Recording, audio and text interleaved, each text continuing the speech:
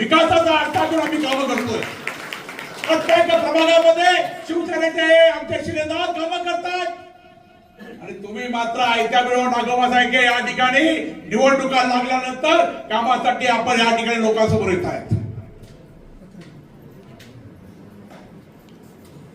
टीका करायची वेळ नव्हती, पण तुम्हीच स्वतः टीका करतात आमच्यावर आणि आम्ही केल्यानंतर बोलतात अरविंद मोरेचा अभ्यास कमी आहे।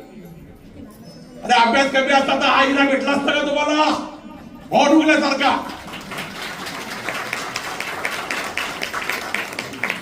आणि आमदार झाल्यानंतर पण तो विसरला का शिवसेनेचे 10 बडकोर उभे होते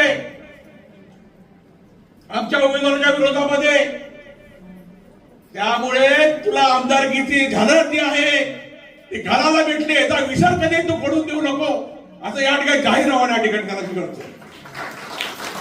शिवसेनेच्या जीवावर चिका शिंदेला भेटायचं, एकनाथ शिंदेला भेटायचं आणि शिवसेनेच्या शिलेदारावर वार करायचा असा दुट्टी खेळ शिवसेना खेळत नाही। या ठिकाणी युती हो या तुझा हो, मोड उगलेच्या नेतृत्वाखाली प्रभाग क्रमांक 7 हे पॅनल संपूर्ण ताकदीने भूमिकेत काम करतो। मी काल 1000 किलोमीटरचा प्रवास करून आलोय, पण मी हे नाही विचार केला मी घरी बसणार, मी दमलो असेल, मी थकलो असेल। माझा कार्यकर्त्यांनी पण आजपासून तेच ठरवायचंय की मी दमलोय रे, अजून कुठं निवडणूक जाहीर झाली होईल। मी तुम्हाला आज तारीख सांगतो, 15 जानेवारीच्या आत तुमची निवडणूक होणार। 31 जरी सरकारने सांगितलं सुप्रीम कोर्टाने, पण मी तुम्हाला सांगतो की 15 जानेवारीला तुमची निवडणूक लागणार। म्हणजे तुमची आचारसंहिता कधी लागणार?